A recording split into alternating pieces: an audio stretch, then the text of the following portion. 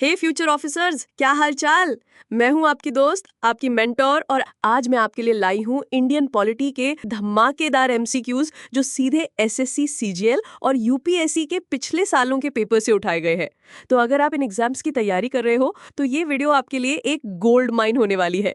और हाँ, वीडियो पसंद आए तो लाइक करना मत भूलना, चैनल को सब्सक्राइब कर लेना और वो बेल आइकन भी दबा देना ताकि कोई भी इंपॉर्टेंट वीडियो मिस ना हो।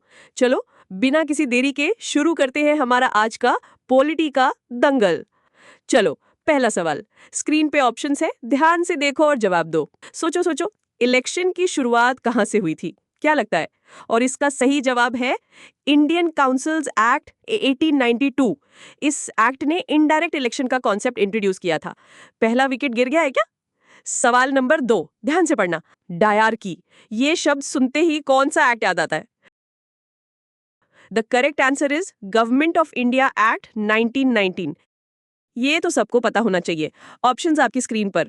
संविधान सभा का आइडिया पहली बार किसके दिमाग में आया था? The answer is M.N.. Roy. हाँ जी, एम.एन. रॉय ने 1934 में ये आइडिया दिया था। जवाहरलाल नेहरू ने तो ऑब्जेक्टिव रेजोल्यूशन पेश किया था।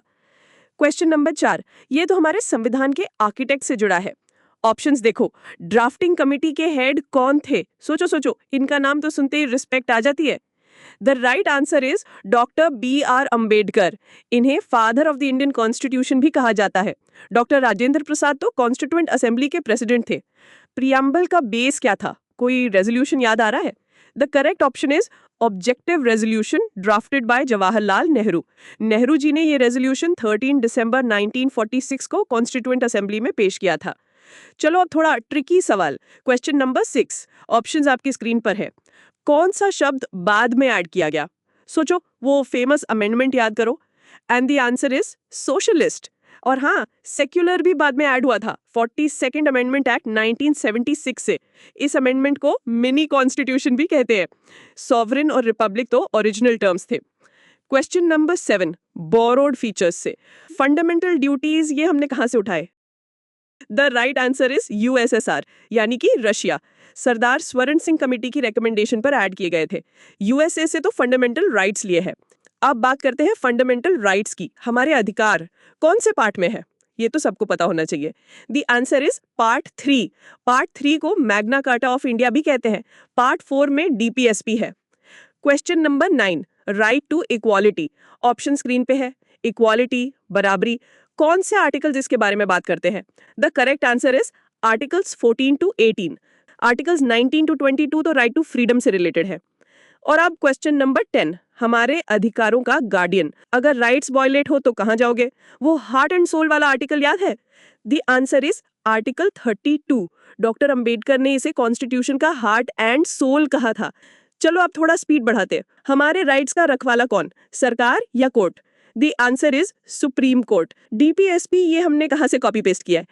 The correct answer is Ireland. हाँ जी, आयरिश कॉन्स्टिट्यूशन से इंस्पायर हुए हैं हमारे डीपीएसपी। यूएसए से तो फंडामेंटल राइट्स लिए हैं। कौन सा डीपीएसपी नहीं है? ऑप्शन स्क्रीन पे है। इनमें से कौन सा डीपीएसपी नहीं है? एक तो अब फंडामेंटल राइट बन गया है। The answer is to provide free and compulsory education for all children up to 14 years of age. ये पहले डीपीएसपी में था, लेकिन 86th अमेंडमेंट एक्ट 2002 से आर्टिकल 21A के अंडर फंडामेंटल राइट बन गया है। बाकी सब डीपीएसपी हैं।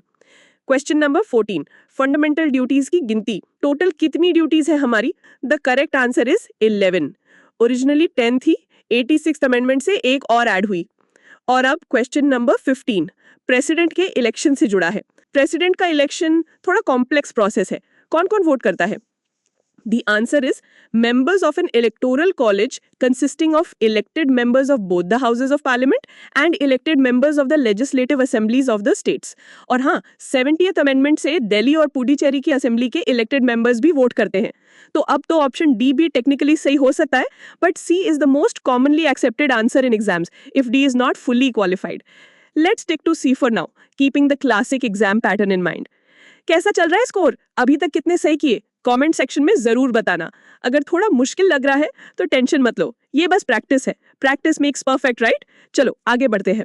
क्वेश्चन नंबर 16, प्रेसिडेंट की एज लिमिट, मैक्सिमम एज कितनी है? कोई रिटायरमेंट एज है क्या प्रेसिडेंट के लिए? The correct answer is no age limit. हाँ जी, प्रेसिडेंट बनने की कोई मैक्सिमम एज नहीं है, मिनिमम एज 35 ईयर्स है।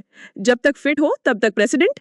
सवाल नंबर 17, प्रेसिडेंट को हटाने का तरीका। ऑप्शन स्क्रीन पे है। इम्पीचमेंट, ये तो बहुत सीरियस प्रोसेस है। कौन सा आर्टिकल इसकी बात करता है? The answer is article 61। Article 56 तो प्रेसिडेंट के टर्म की बात करता है। क्वेश्चन नंबर 18, ओथ कौन दिलाता है? ऑप्शन स्क्रीन पे है। प्रेसिडेंट को शपथ कौन दिलाता है? सबसे बड़ा जज या कोई और? The correct answer is the chief justice of India, और अगर सीजेआई नहीं है तो सुप्रीम कोर्ट के सीनियर मोस्ट जज। प्रेसिडेंट का ऑफिस खाली होने पर, ऑप्शन स्क्रीन पे है, अगर प्रेसिडेंट की कुर्सी खाली हो जाए तो वाइस प्रेसिडेंट कितने टाइम तक काम कर सकते हैं? The answer is 6 months, maximum 6 महीने। उसके अंदर नए प्रेसिडेंट का इलेक्शन होना जरूरी है। क्वेश्चन नंबर 20, वाइस प्रेसिडेंट का रोल। ऑप्शन स्क्रीन पे है। वाइस प्रेसिडेंट ऑटोमेटिकली किस हाउस के चेयरमैन बन जाते हैं? अपर हाउस या lower house? The correct option is Rajya Sabha, इसीलिए राज्यसभा में उनका रोल बहुत इंपॉर्टेंट होता है। चलो अब प्राइम मिनिस्टर की बात।